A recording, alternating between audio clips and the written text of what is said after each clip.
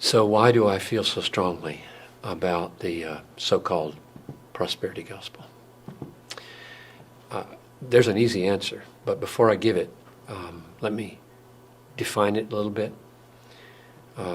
It's on a continuum from the most radical to what would be called soft or light. And the most radical would be basically say, God wants you rich, and you should partner with him by faith to pursue riches. And the justification would be given, can't accomplish much in life without money. And so go for it. Or another rationale might be, you're kingdom kids, and kingdom kids don't wear tattered clothes. They dress like the king, and so on. The light would be simply being more cautious not to say those gross things about wealth, but to minimize sin and minimize pain and only talk about how well things will go for you if you follow Christ. So why do I abominate this so-called gospel? I think it is another gospel. And the first reason would be simply to go straight to the Bible and see what Paul says about those who want to be rich. I mean, it's just, he says, this is 1 Timothy 6:6, now there's great gain in godliness with contentment. In other words, without craving for stuff. For we brought nothing into the world, and we cannot take anything out of the world. If we have food and clothing, with these we'll be content.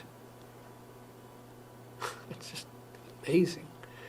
But those who desire to be rich, now here's the key text, this is verse 9.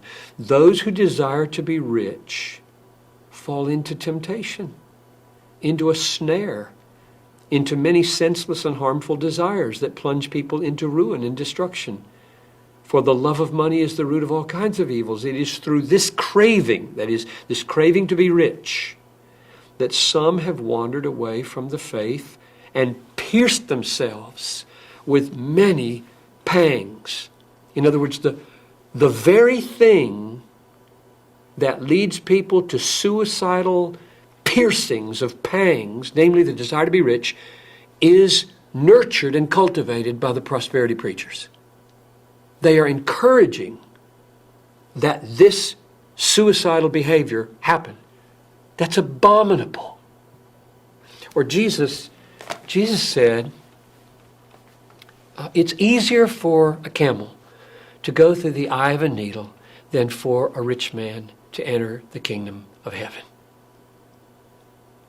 Why would he say that?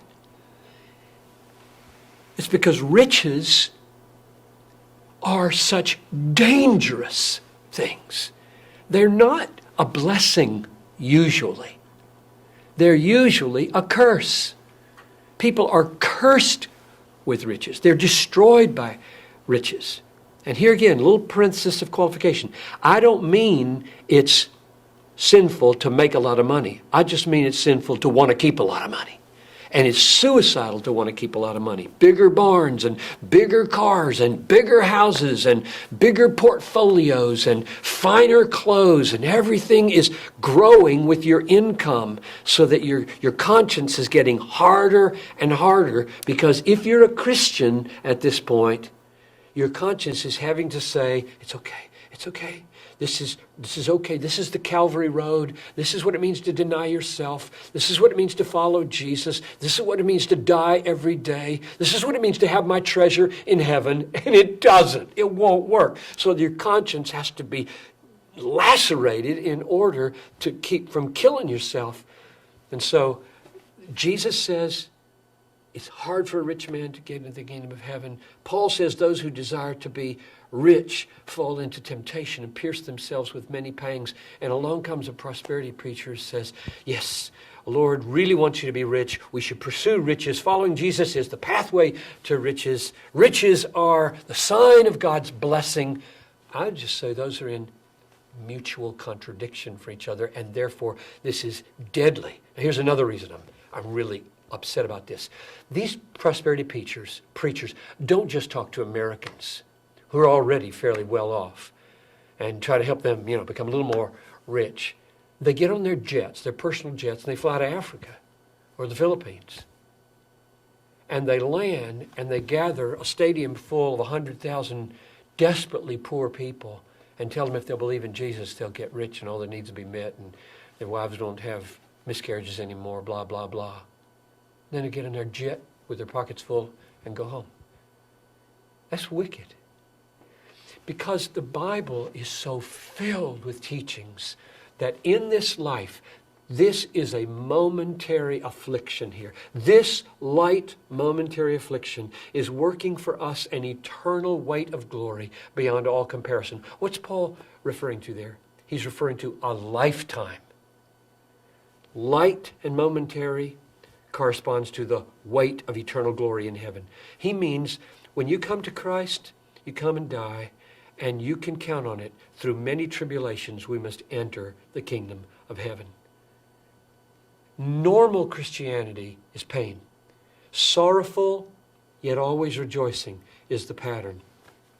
Prosperity preachers do not prepare new converts in third world countries to endure the realities of what it will cost them to be a Christian. Here's another reason. There are 1,568 or so, as we talk, people groups in the world out of 13,000 that don't even have missionaries engaging them, and therefore everybody in them is without hope. Most of those 1,500 people groups are in very dangerous places, meaning if you go there, your kids might either get disease and die, or your wife might be captured and raped, or your family might be butchered and killed. Who's going to go? We have to go. Jesus said, make disciples of every people group, not just the easy ones, not just the comfortable ones. Who's going to go? The product of prosperity preachers? I don't think so. The people that are going to go are the people that have been taught that to follow Christ is to suffer, and it's brief. It's only 80 years. And then comes heaven. I just read this morning with Noel and Talitha, first paragraphs of Revelation 21. And I saw a new heaven and a new earth. For the former heaven and the former earth had passed away, and the sea was no more. And I saw the new Jerusalem coming down like a bride prepared for her husband. And he will dwell with us, and we will be his people, and he will be our God.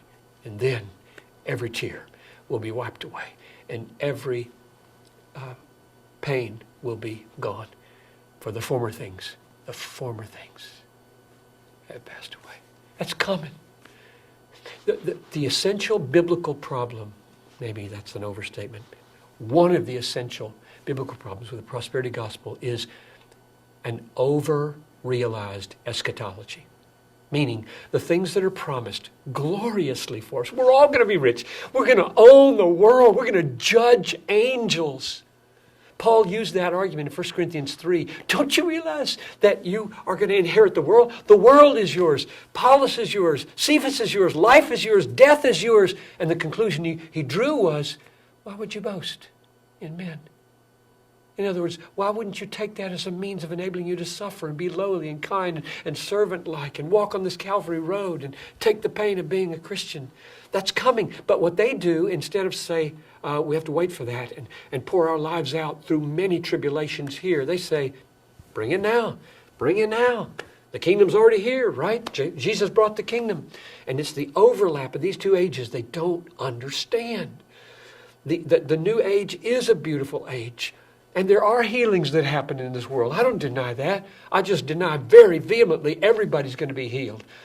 You let these prosperity preachers with their healing talk and their word of faith talk go to the 4th floor of Augustana Home, or go to the emergency rooms or to the intensive care rooms of hospitals. Go there and preach your gospel. No, they don't. They wear their nice clothes, stand up with the lights, money strewn all over the thing, with people out here who desperately want somebody to tell them how to get rich, and there they make a lot of money that way. They don't go to the places where it's impossible to deal with reality unless you've got a theology of suffering. And so for all those reasons and more, It's a tragic thing that one of our greatest exports of America is the prosperity gospel. People are being destroyed by it. Christians are being weakened by it. God is being dishonored by it, and souls are perishing because of it. And a lot of guys are getting rich on it.